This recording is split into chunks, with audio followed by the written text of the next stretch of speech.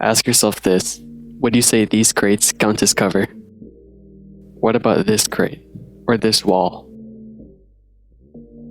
In the context of this game, I would say yes to all of those. Now, what do you envision as cover in these games?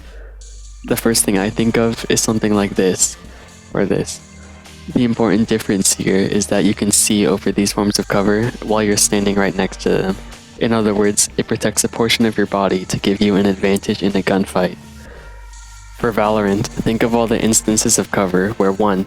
You can actually see over it when standing next to it, and 2. You can crouch to completely hide behind it. These two things make up what I would consider real cover in games like CSGO or R6. For the vast majority of cover in Valorant, you cannot see over it. A lot of crates are intentionally a little taller than player models for this exact purpose. And for the cover that you can see over, you can't completely crouch under the majority of it. Over the 4 maps currently in this game, I generously counted 5 pieces of real cover that you can see over and also completely crouch under. For 5 pieces of cover over 4 maps, 0 of them being on an actual bomb site, that's not a lot. What's worse is that for 4 of these 5 instances of cover, they are intentionally very limited in where you can stand in order to properly use them. This is done to limit the power of these positions. What I don't understand is why the devs are so hesitant to use this kind of cover throughout the maps. Like, did they just play one game of Dust 2 and think that this box on a site was an OP head glitch and doesn't belong in a shooting game? Like, did they think people would get scared away from the game if cover was too strong and you actually had to aim a little? If you're wondering why this is even a bad thing, think about what cover adds to the game. I would say it makes certain positions more powerful than others, which in turn influences the decisions you make, and more importantly, it makes the game less boring. The lack of cover is something I definitely would have added to the list of complaints in the first video if I realized earlier. It subtracts a lot from the concept of shooting in this game, which in turn subtracts from the concept of positioning in this game, which in turn subtracts from the concept of map control in this game, which I talked about in the other video. For these reasons, I also feel like the lack of cover puts too much emphasis on agent abilities, and you can debate whether or not this is a good or bad thing, but I think it subtracts more from the game than it adds. So what do I think the devs should do to fix the lack of cover? I don't know. There were some interesting responses to my first video, which I wanted to talk about.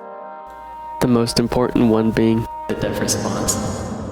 When asked about the excessive corners, a Riot dev, who I believe was Volcano, said on stream that basically, they know there's a lot of corners to hide behind, and they put them there because they've tried the maps without the extra angles and attacking side was too powerful due to the way utility works.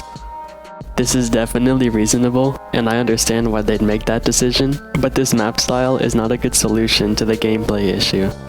Why? Because you can't retreat from these positions. That's it. If any Riot devs are watching, retreat. Verb. Pronunciation, retreat. Origin, France. Definition, to move back or withdraw. Okay. You cannot retreat from these kinds of positions. You just have to try to kill as many people as possible before you get traded. This results in very one-dimensional gameplay for defenders. Either you commit to the corner and make attackers waste utility, or you hold from a safer position where you can fall back and continue to impact the round. There's a reason that this position is more of an off angle or a mix-up rather than a place where people regularly hold from. Dying early on defense is a large risk, and essentially you have to get 2 kills in order for it to maybe be worth it. It's a high risk, low reward option. One response to my video that I found really interesting was about how in the dev vs pro matches, like early in Valorant's beta, the devs played hyper aggressive on defense side and constantly pushed everywhere. I wouldn't consider this the meta anymore because the game's been out for long enough, but the fact that it's the devs doing that felt like a red flag, and I don't think the reason is obvious, so to give some insight on why, here's a story about the first map I made called... Dang, I think my mic broke. The first CSGO map I made was not very good. When I designed the choke points, I gravitated towards thinking from the counter-terrorist point of view. This led to me subconsciously focusing on the gameplay choices CTs can make, and I largely neglected any in-depth choices for Ts to make. This came back to haunt me when I got the map playtested. I played during this playtest and I started on the CT side. And in the buy time of the first round, I said in the team chat something like, hey, we should play super aggressive, knowing that I pretty much optimized the map to favor that. Obviously the game went super CT sided, and the playtesters on T side pretty much hated the map, and I don't blame them. Yeah, it kinda hurts when people tell you your map is awful after just playing one game, but at the end of the day they were kinda right, and I learned from my mistakes. The thing is, however, that whole thing only happened because I explicitly told my team what was most effective. I knew that because I made the map and I've spent the most time looking at it. Hearing about the devs playing unexpectedly aggressive just signals to me that there's a disconnect between the player base and the devs' perception of the maps. They have their own idea of how they want the game to be played, and they shape the maps to follow this. This just confirms to me that the maps feel like they force you to play a certain way, which is not fun or good for the competitive scene. When you're making a map or a game, you can't always tell how other people are gonna sort of interpret the map or how they're gonna play. And if you do have an expectation on how other people are gonna play, or in other words, incentivize a nuanced strategy, there's a good chance the map is limiting your gameplay options. There were a couple responses of people asking me to be a little more specific on some of the things I said in the first video, so I'll do that here. Take the B tower area of Split for example. This pathway is bent like this to block vision from defender spawn. The entrance from middle and the entrance to B are separated so that you can only see into the tower room from mid, and you can only see into B site once you're actually inside the tower room. Same applies to the mid to A entrance. This underground area with the ropes was created this way to cut off vision between the two areas.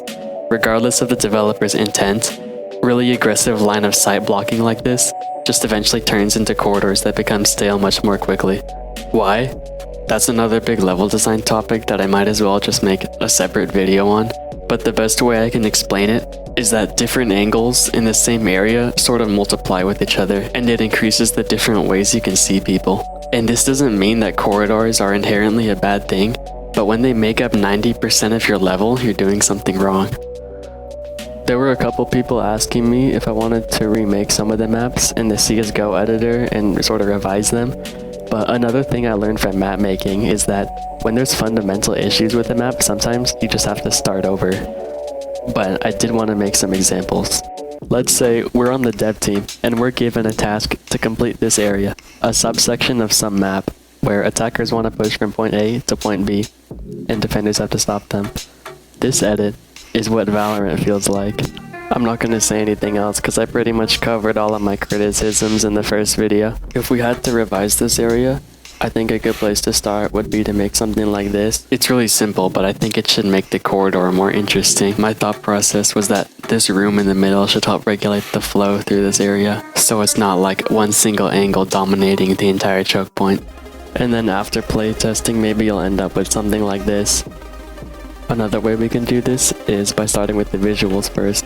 Like let's say we're given a certain theme to work with, or we just want to make a realistic looking environment. We can do something like this, where these pillars sort of make up a larger structure, like this is supporting an overhanging building or something. And then maybe after playtesting, you end up with something like this.